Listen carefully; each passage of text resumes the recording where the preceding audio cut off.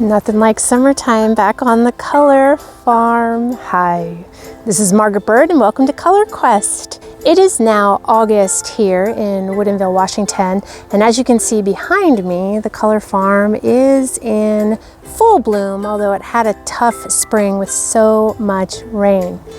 However, right behind me is this incredible hollyhock. And the hollyhock is something I've looked at briefly here on Color Quest, but I've always wanted to try the dark blooms of the black hollyhock and see what beautiful color that would bring in my dye pot.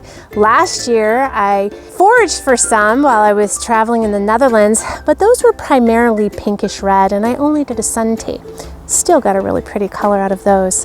So today on Color Quest, we're going to be looking at the hollyhock, and guess what? We're going to be dyeing some wool yarn. I know a lot of you out there are knitters. I am not, but it's time that we did a little bit of yarn on Color Quest. So thank you, Max and Amy, for providing me and the rest of the people who are supporting the effort here through the CSA program, who signed up to be a part of the color farm and help out. And we get these beautiful boxes every month: July, August, September, and October. I've got my July box with me, so let's take a look at that too, and then we'll do some dyeing with the hollyhock.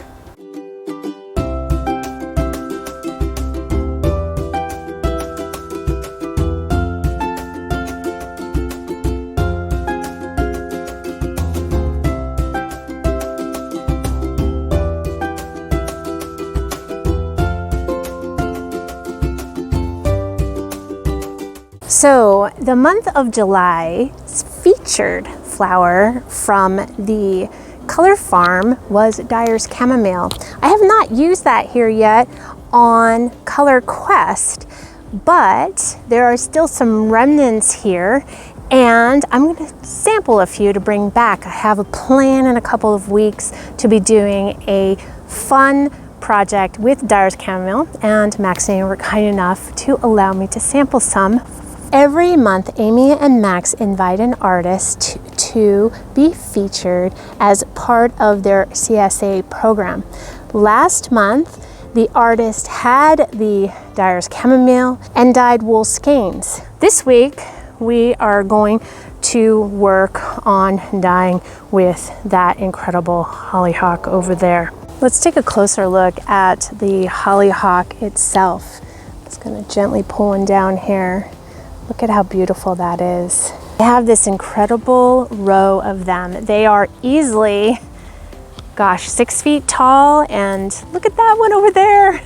That must be 8 foot tall. Incredible. Last year they were growing, but they need 2 years to really get going, and then they will be a beautiful producer for them for years to come. They are definitely a perennial here, and you can see how much they grew from last year. Hello, Mr. B. Thank you for doing the beautiful job that you are doing. Let me show you the box because it's pretty cool what they've put together for us. And this is just the first month. In the month of August, I'm the featured artist, and I will be looking at fresh leaf indigo. So keep an eye out for that coming soon. I will also be teaching a class out here on fresh leaf indigo.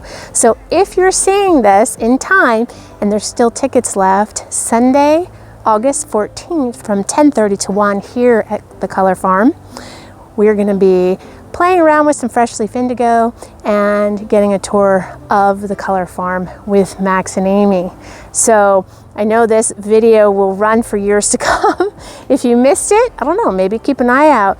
Who knows? Maybe you're in the Pacific Northwest or around the Seattle area, and you might get a chance to come out here and play with some of these incredible dye flowers sometime in the future. Would love to see you here. Not a bad view to have. So let's look at the box. This beautiful sticker with their logo here, and you can see their website. Go check it out. Maybe you can sign up next year when they have the CSA program. But here's what you get inside. So this wonderful box, I just wanted to show you. It's called a Books. Never seen it before. Scan that if you want, but it is a reusable box. So you know me, I'll be finding a purpose for it for sure. And you get this wonderful letter here from the Color Farm talking about what's happening this year and what's specific to this particular box. As I mentioned, the featured flower is Dyer's chamomile, and black hollyhocks is the dye matter that we also get to play with.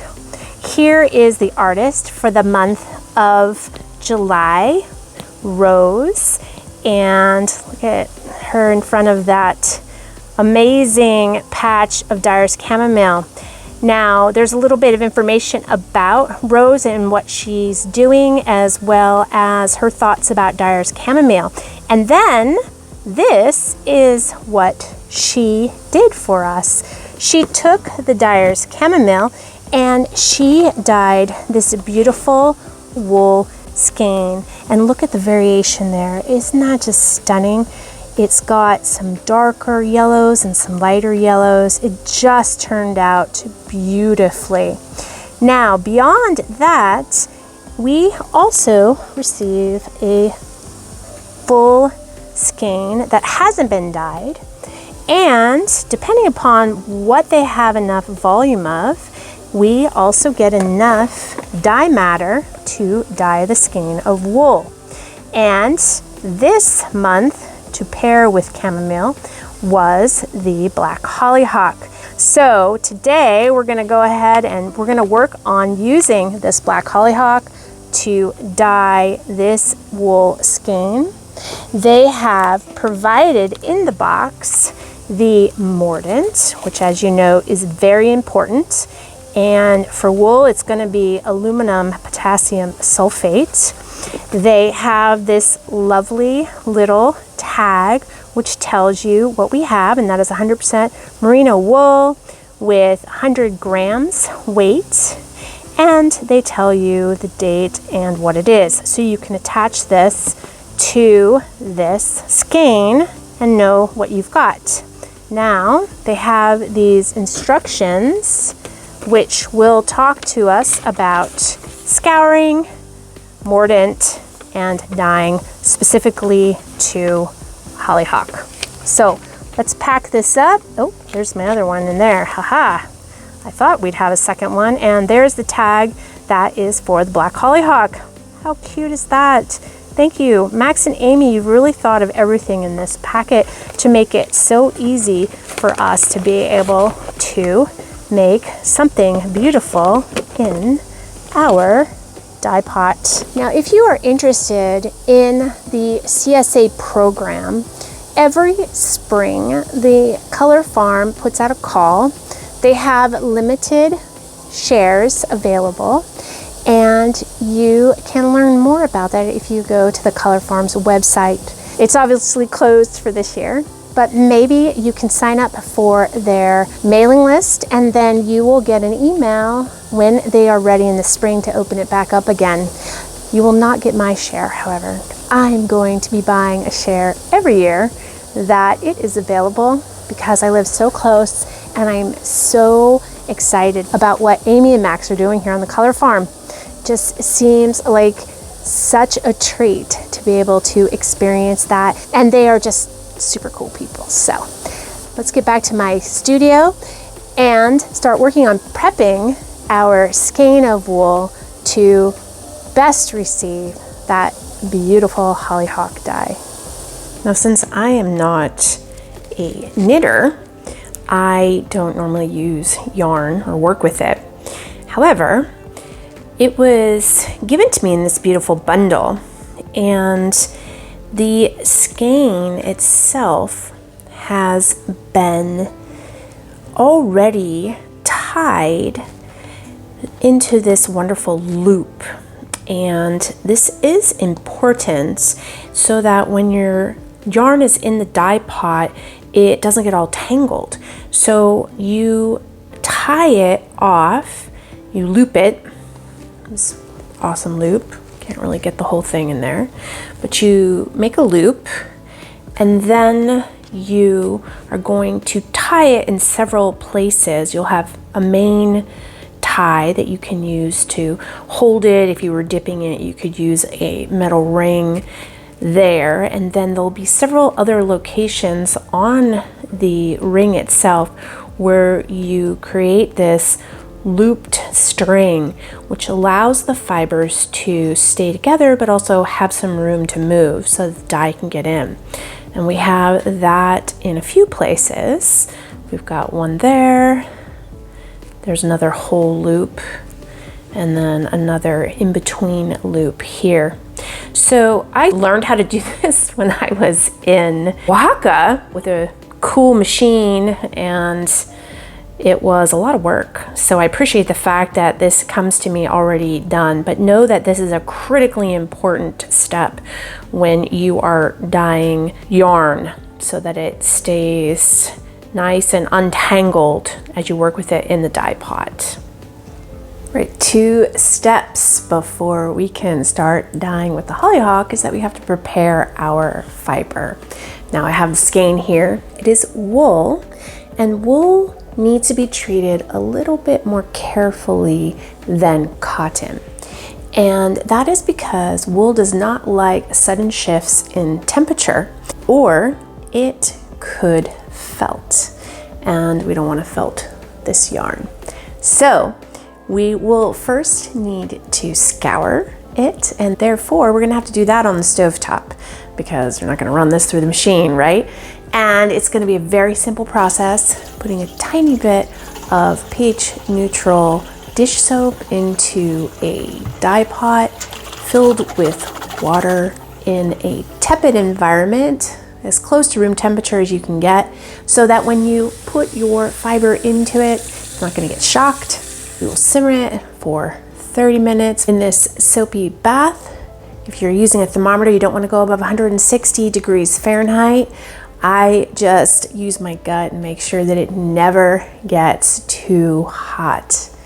Then I'm going to turn it off and let it sit there and cool down again to room temperature, so that when I remove it and use tepid water in order to rinse it, again, not shocking the wool. All right, step 2 in this instance is going to be a mordant treatment. Because it is wool, we're going to be using alum or aluminum potassium sulfate. This is the metal mordant of choice for wool. And we're going to do it on the stovetop as well. We'll dissolve the alum in some hot water and then add it to the dye pot with enough water so that our fiber can move around easily in the dye pot.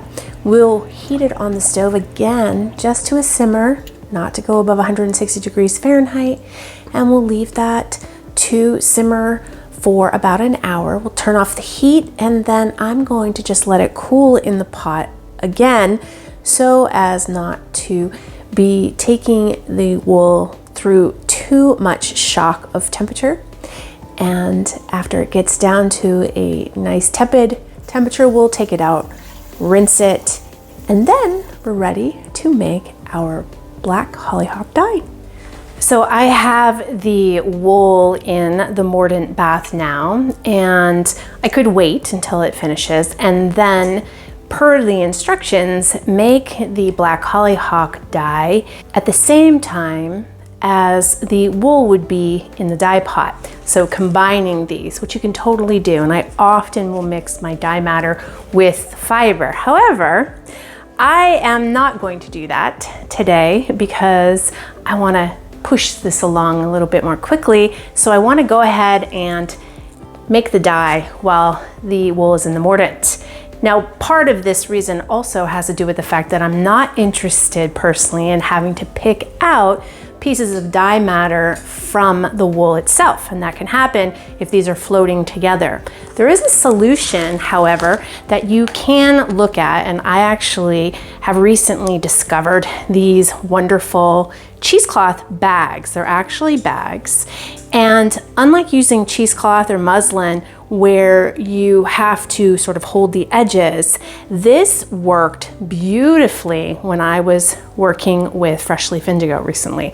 And I poured the slurry mix in here and then was able to squeeze out the dye. You can do the same here with the black hollyhock. I could put the black hollyhock in here, and then the hollyhock wouldn't get stuck on any of the fiber.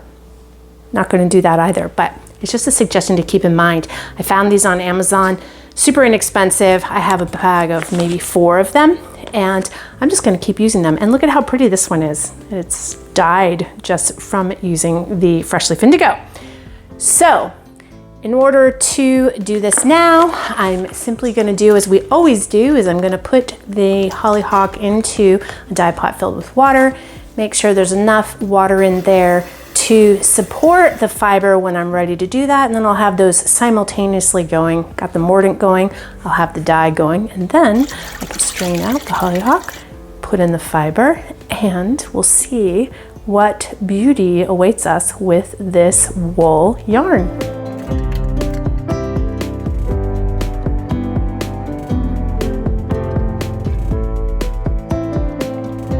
Check out this shift. Wow. Amazing, right? I just had a nice big smile on my face when I came to check on this. Beautiful. I'm gonna turn this off now, and I'm just gonna let this sit and cool down in the pot. It's been simmering for about an hour or so, but I feel like that color shift was significant enough that I want to just let it sit and cool. So I just pulled it out, and it really looks gray in the camera, but in real life it actually has a green tint to it. So interesting that it doesn't show up on camera. Hopefully I'll get some better light to be able to show you. I also threw in a couple of pieces of other fiber, just, you know, why not? And here you can see it's a lot more bluish in color. This is cotton with a soy milk binder, and I have another cotton with a soy milk binder, very different than the wool and alum, and then the silk, more gray. So they really are very different. I will rinse these now and hang them to dry. I have to be very careful with this to rinse it gently in a tepid water, and then very softly squeeze it out so I don't risk felting it. And we'll see what color it looks like dry.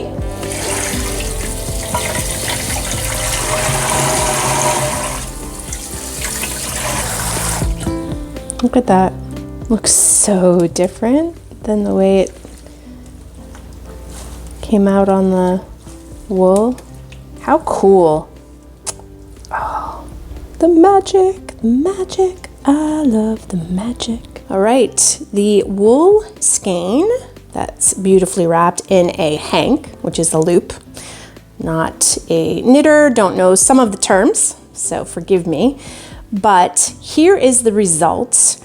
It is more green than it looks in the video, but I think you can pick it up a little bit. And it turned out absolutely gorgeous. I just love it.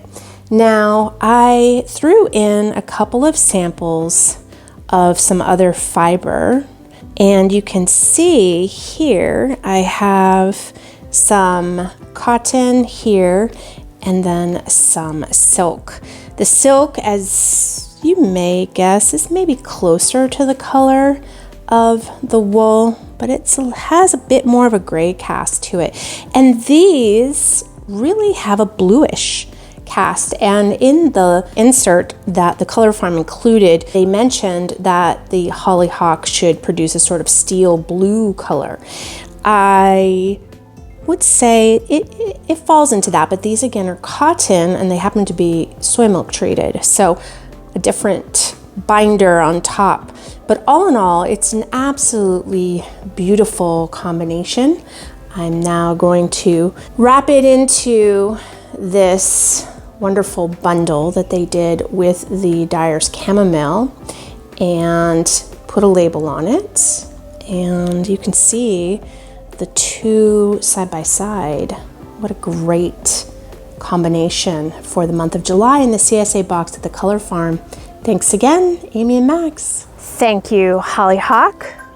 Thank you, Dyer's chamomile, and thank you, Amy and Max. Now, next week on Color Quest, we're going to be looking at the August featured artist, and that is me. And Japanese indigo is the plant of the month. What's going to be that secondary plant? I can't say quite yet. Join me next week and I'll let you know what that special extra flower is going to be. But come and see how we will work through this same wool skein using it with Japanese indigo or fresh leaf indigo. Same thing.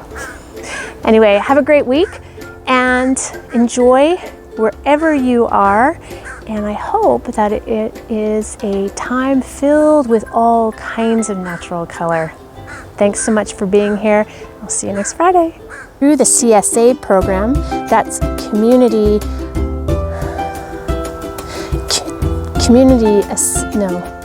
CSA, Community Supported Agriculture.